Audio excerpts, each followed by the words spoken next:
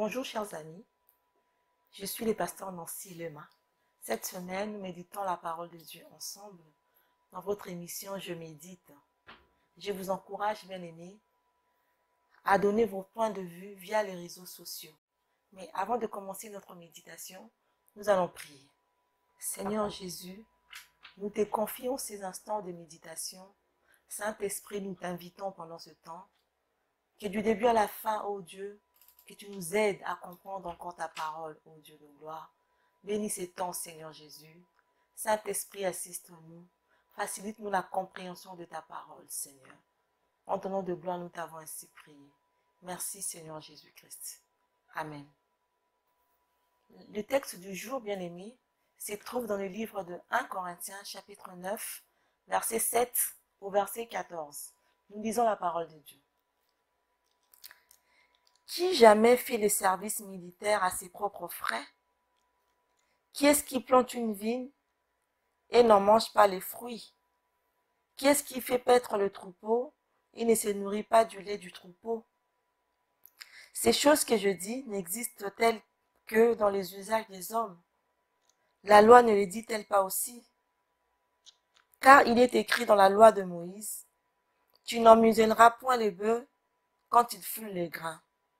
Dieu se met-il en peine des bœufs? Ou parle-t-il uniquement à cause de nous? Oui, c'est à cause de nous qu'il a été écrit que celui qui laboure doit labourer avec espérance. Et celui qui foule les grains, fouler avec l'espérance d'y avoir part. Si nous avons sémé parmi vous les biens spirituels, est-ce une grosse affaire si nous moissonnons vos biens temporels? Si d'autres jouissent de ces droits sur vous, n'est-ce pas plutôt à nous d'en jouir? Mais nous n'avons pas usé de ce droit. Au contraire, nous souffrons de tout afin de ne créer d'obstacles à l'évangile de Christ. Ne savez-vous pas que ceux qui remplissent les fonctions sacrées sont nourris par les temples? Que ceux qui servent à l'autel ont part à l'autel? De même aussi, le Seigneur a ordonné à ceux qui annoncent l'évangile de vivre de l'évangile. Parole du Seigneur.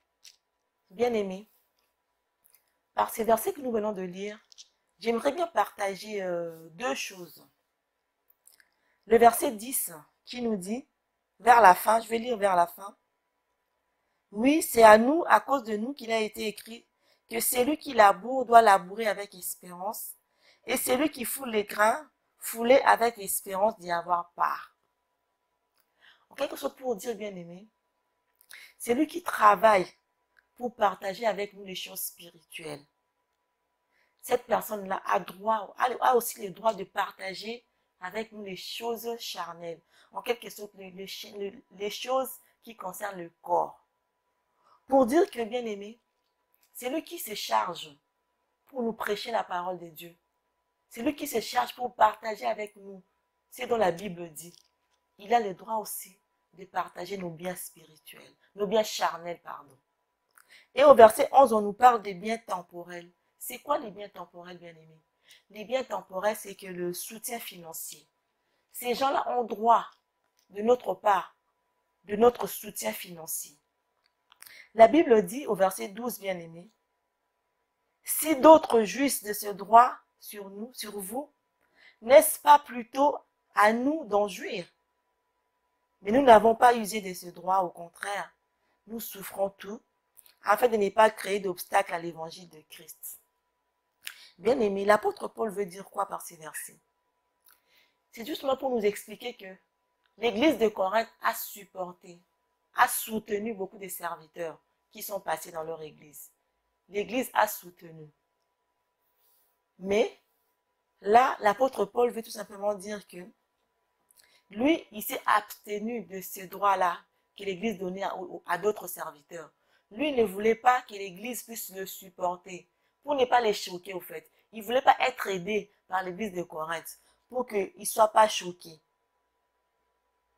Le verset 13 à 14 nous dit, « Ne savez-vous pas que ceux qui remplissent les fonctions sacrées sont nourris par les temples, que ceux qui servent à l'autel ont part à l'autel?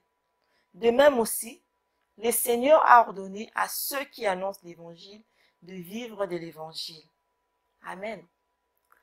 Bien-aimés, là, l'apôtre Paul écrit que ceux qui servent le Seigneur à temps plein ont droit de vivre par rapport à cette parole. Nous savons qu'aujourd'hui dans les églises, c'est souvent les pasteurs, les évangélistes qui servent le Seigneur à temps plein.